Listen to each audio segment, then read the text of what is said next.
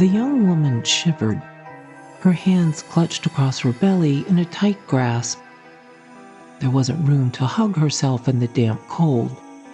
The box was barely big enough for her to squirm into this position.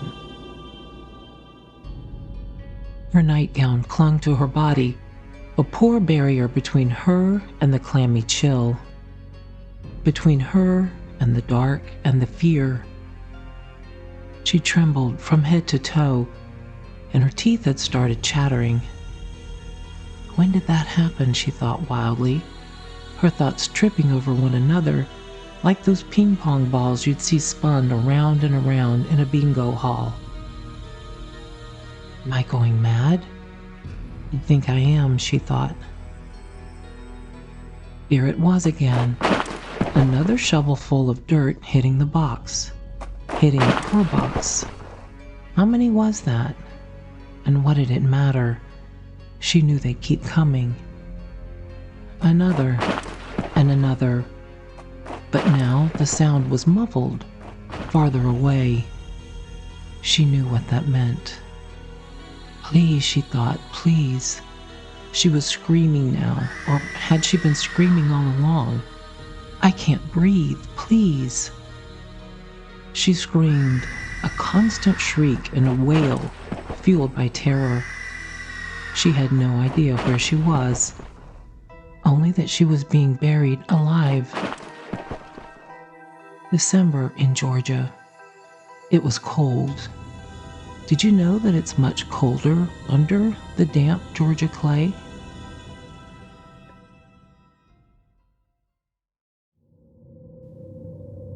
Stories.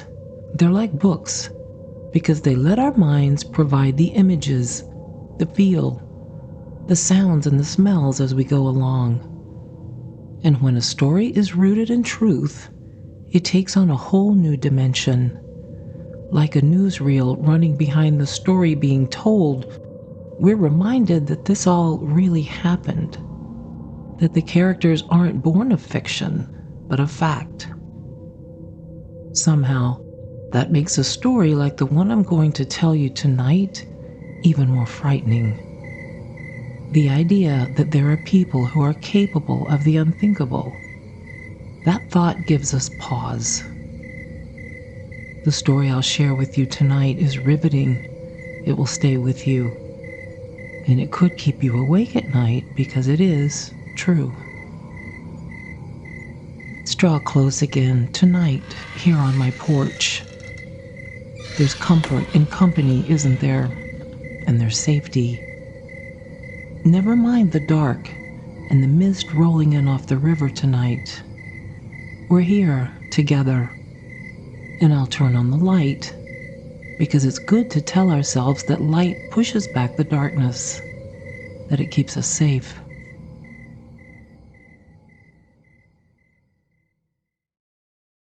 The following podcast contains material that may be disturbing.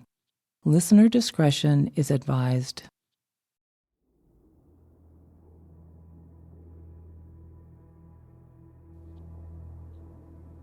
Time had passed, but she had no idea how much. It had been a while since she could hear the dirt raining down on top of her box, and she knew what that meant. No one could hear her. Maybe by now there was no one up there to hear her. It was December 17, 1968, in the dark of night in Georgia. Deep in the woods north of Atlanta, a coffin-like box had been buried under 18 inches of dirt. The fiberglass and plywood capsule in which the young woman was buried contained an air pump, hoses, a light, 30,000 calories of food, water laced with tranquilizers, some blankets, and 3 pages of instructions and reassurances that she would live through the ordeal. This woman was not chosen at random. She was chosen because she was strong and because she was from a very wealthy family. She would have to be strong to survive what her captors had in store for her. An unlikely passerby probably wouldn't notice anything amiss, even though 2 vent tubes protruded slightly above the cold Georgia clay. The woods were dark and quiet, as they usually were. No one could hear the young woman's cries for help. Inside that box was 20-year-old Barbara Jane Mackle. I should probably tell you how she got there.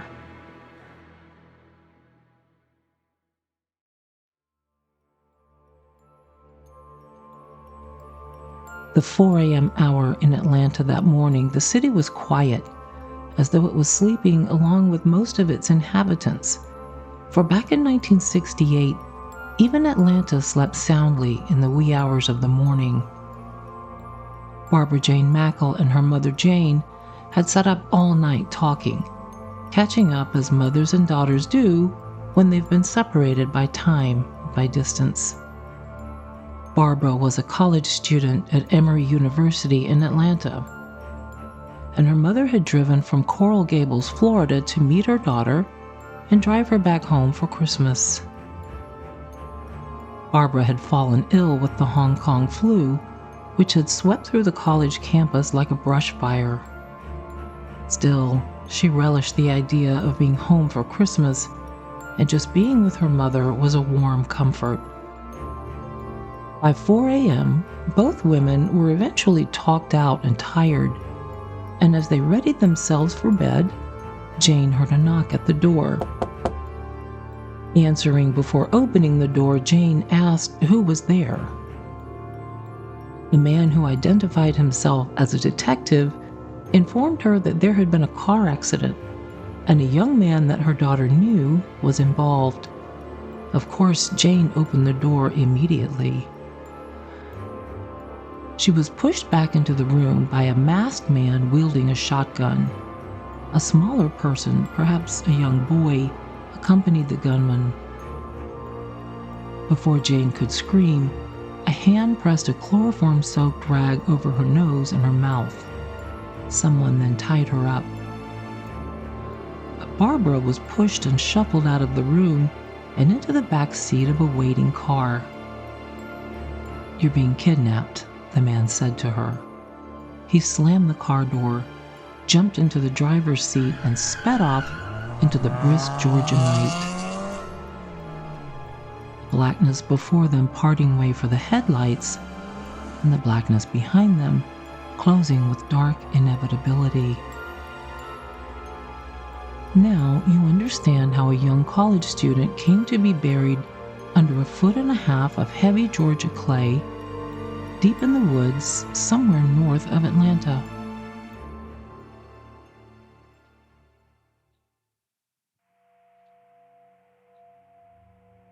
Later that same day, with Barbara having been buried for about 10 hours and alternating exhausted sleep with screaming, a family friend received a call at the Mackle home in Florida.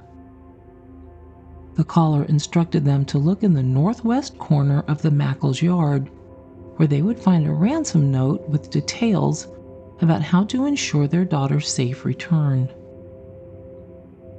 Barbara's father was Robert Mackle, a prominent millionaire land developer based in Florida, known for developing communities such as Key Biscayne and Marco Island. Robert was a take-charge kind of man, and he loved his daughter fiercely. It seemed that the people who took his daughter somehow knew that, and they banked on it. The kidnapping of Barbara Jane Mackle was an elaborately planned, well-executed crime that quickly came to dominate local and national headlines. No small feat in a year of passionate social upheaval. Remember, in April 1968, Dr. Martin Luther King was murdered in Memphis, Tennessee, even as he admonished followers to go forward in peace. Also in 1968, Robert Kennedy charmed crowds by the thousands as he campaigned for the office of President of the United States. Just 5 years earlier, his beloved brother Jack was murdered in Dallas, Texas. Young people were protesting the war in Vietnam on college campuses from coast to coast. By the 1960s, kidnapping for ransom was a familiar concept. But to be kidnapped and buried alive was a terrifying thought that shook Americans to their core and left everyone wondering what kind of person could do such a thing. Barbara's kidnappers were Gary Stephen Christ and Ruth Eisman Scheer, and their ransom note demanded that Robert Mackle pay $500,000 in $20 bills packed into a suitcase if he ever wanted to see his daughter alive again. Mackle was eager to pay the ransom and rescue his daughter. The first attempt at a ransom drop, which Robert Mackle helped coordinate, was disrupted when two policemen drove by the drop spot purely by coincidence. The kidnappers spotted the officers, got spooked, and fled on foot.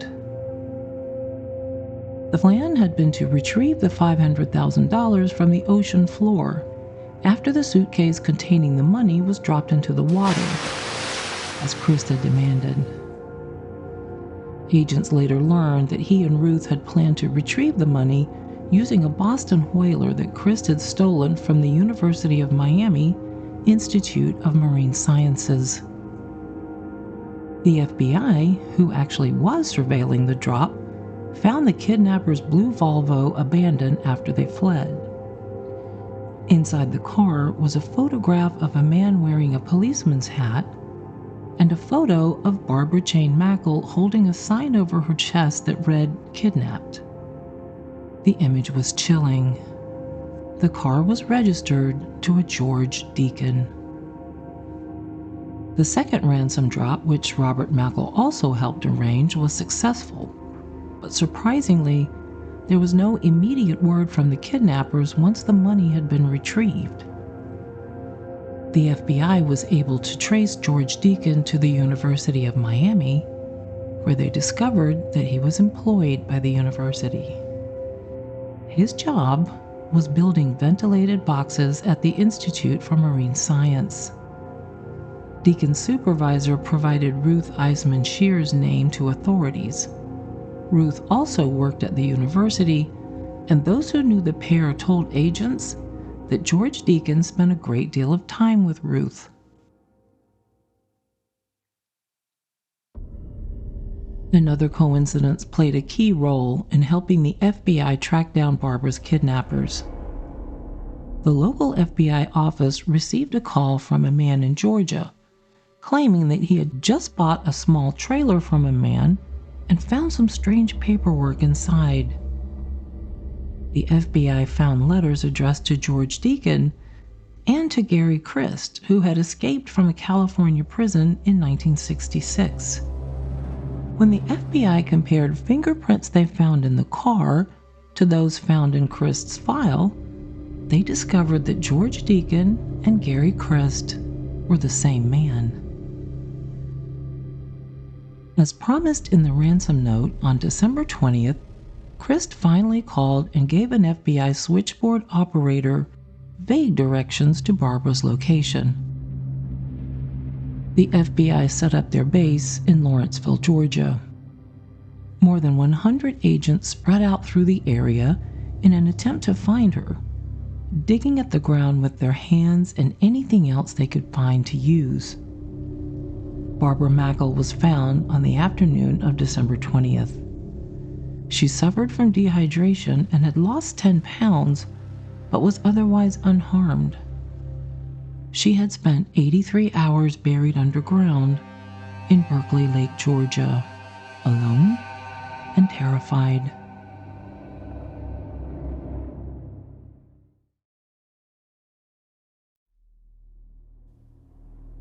Agents were pleasantly surprised to find that Barbara's state of mind was a positive one.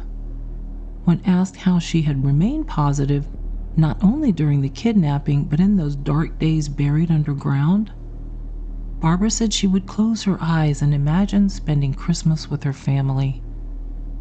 She said she never doubted she would be rescued, and she insisted that her kidnappers had treated her humanely, and that she felt wonderful when she was found. She remembered telling the agent who finally opened the box and pulled her out, "I think you're the most handsome man I've ever seen." Gary Christ was arrested while hiding in a swamp after a tip led to a search in Florida that began on December 20th and went through the night. When captured, he had $17,000 in his pockets, and another $480,000 was found in the speedboat he had purchased after picking up the ransom money. When agents found him hiding in a dense crop of mangroves near Fort Myers, Christ shouted at them, "I have rights." During the interrogation and trial that followed, Christ would make statements like, "I am a superior human being," and he often compared himself to Albert Einstein. Ruth Eisman Scheer earned herself the distinction of being the first woman to be added to the FBI's most wanted list 58 years ago. Special agents arrested her in Norman, Oklahoma, after she had applied for a job in a hospital and provided her fingerprints as part of the screening process. She was later found guilty of kidnapping Barbara Jane Mackle. And even though Gary Christ was arrested and eventually convicted and sentenced to life in prison for kidnapping Barbara and burying her alive, he was paroled just 10 years later and then pardoned by the state of Georgia in 1988, when he was heralded as an example of rehabilitation. Well, the pardon allowed Christ to attend medical school at the Autonomous University of Guadalajara in Mexico, eventually earning himself a medical degree. The state of Alabama rejected his attempt to get a license, but in December 2001, the Indiana Medical Licensing Board approved his license to practice medicine. Christ then worked as a general practitioner in Indiana, but his license was revoked just 2 years later for lying about a disciplinary action received during his residency. In March 2006, Christ was arrested again, this time on a sailboat off the coast of Alabama with 4 illegal immigrants who had paid $6,000 each for passage, and he also had 14 kilos of cocaine, worth about $1 million at the time.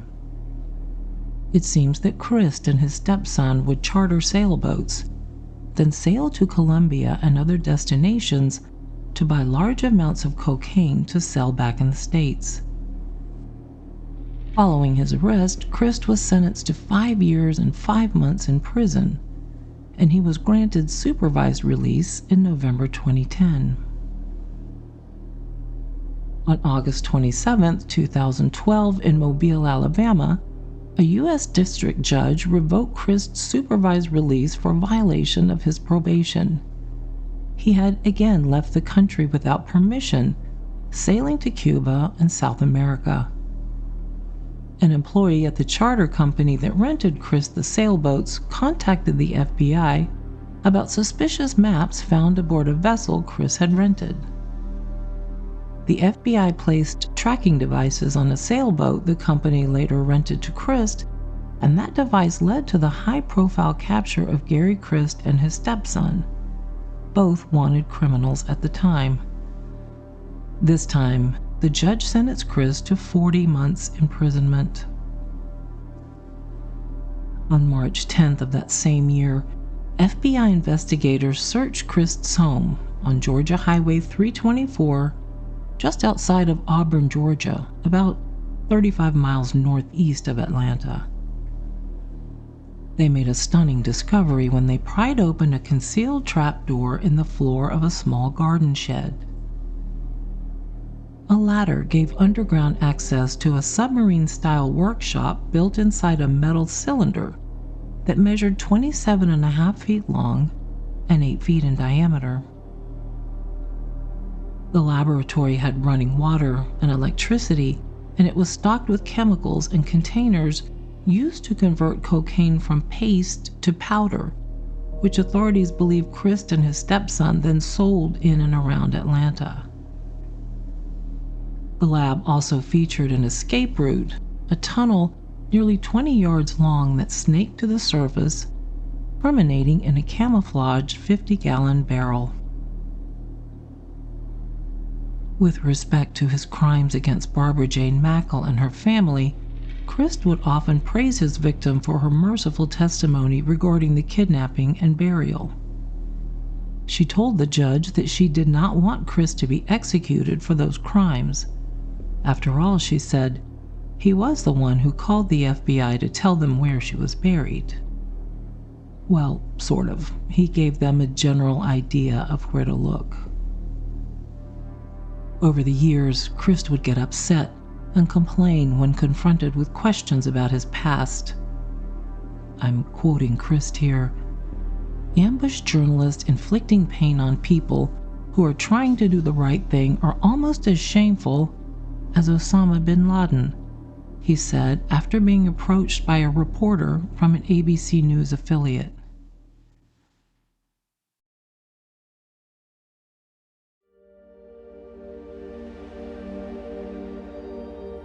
Barbara Mackle married her college sweetheart, who became a successful accountant in Atlanta. They have since moved to a seaside home in Florida. Mackle wrote a book about her ordeal titled 83 Hours Till Dawn. She said that writing the book was cathartic and it helped her put the whole nightmare behind her. She's not spoken publicly about the kidnapping since. After her arrest, Ruth Eisman Shear was deported to her native Honduras. Her current whereabouts are not publicly known. As far as I know, Gary Christ is still alive.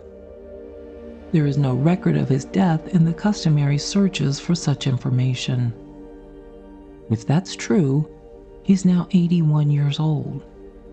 His specific whereabouts and activities have not been publicly reported, so I can't tell you where he lives today or what he's up to.